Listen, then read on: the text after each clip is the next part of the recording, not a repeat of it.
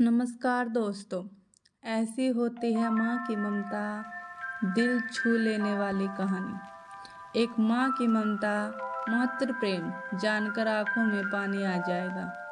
माँ की ममता, यह कहानी भी ऐसी ही एक माँ की ममता की है। इस माँ को उसकी ममता का भाव अपने बच्चों के लिए क्या क्या करवाता है, इसका वर्णन किया है।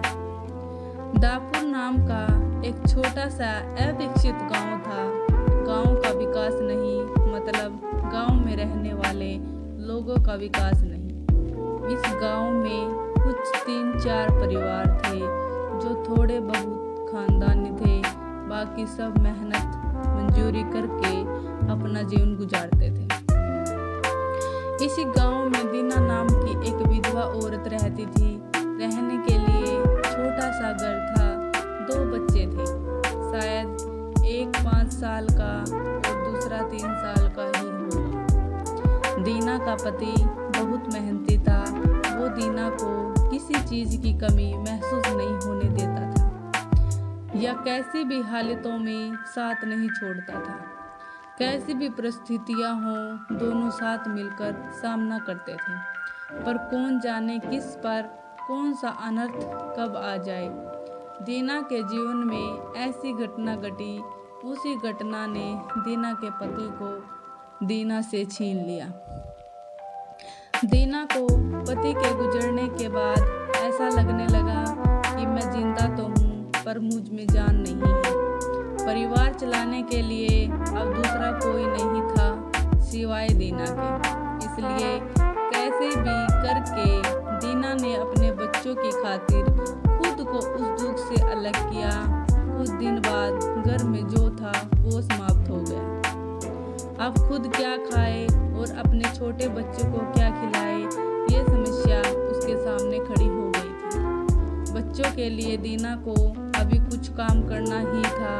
इसलिए दीना अपने दोनों बच्चों को साथ में लेकर जहाँ काम मिलता वहीं जाया करती थी और दिन भर मेहनत करके जो भी मजदूरी मिलती उससे अपने और अपना बच्चों के पेट भरती थी। ऐसा ही समय बीतता गया और चलता रहा। लेकिन एक दिन दीना को शरीर में थोड़ी कमजोरी महसूस होने लगी। फिर भी वह काम पर गई। ऐसे ही 2-3 दिन दीना काम पर जाती रही, लेकिन उसकी शरीर की कमजोरी कुछ ठीक नहीं हो रही थी, बल्कि और बढ़ती जा रही थी। ऐसे में काम पर जाना दीना के लिए कठिन हो गया था। दीना बहुत चिंतित रहने लगी। अगर काम पर नहीं गई तो मेरे बच्चे भूखे मर जाएंगे। उसी चिंता ने दीना को कमजोर कर दिया। इतनी कमजोरी कि उठने बैठने के लिए लकड़ी का सहारा लेना पड़ा। इस कारण उसके बच्चे भूखे मर रहे थे। खाने को कुछ न मिलने के लिए कारण और अपने बच्चों को भूख मरते देखकर वह लकड़ी की सहायता से आज यहाँ से कुछ मांगा तो अगले दिन दूसरी ओर से कुछ मांगा। अपने बच्चों को खिलाती पर खुद भूखी सो जाती। ऐसे ही एक दिन वह खुद जा ना सकती थी, इसलिए अपने बच्चों को समाज समझा के खाने के लिए कुछ मांगने के लिए गांव में भेज देती है। कुछ समय बाद बच्चे 2 चपाती और थोड़ी सी सब्जी लेकर लौटते हैं। 2 चपाती से 3 जन कैसे तृप्त होंगे, इसलिए वो 2 चपाती दोनों बच्चों को खिला देती है। वह बरसात का समय था। बिजली न होने के कारण घर में अंधेरा छाया हुआ था।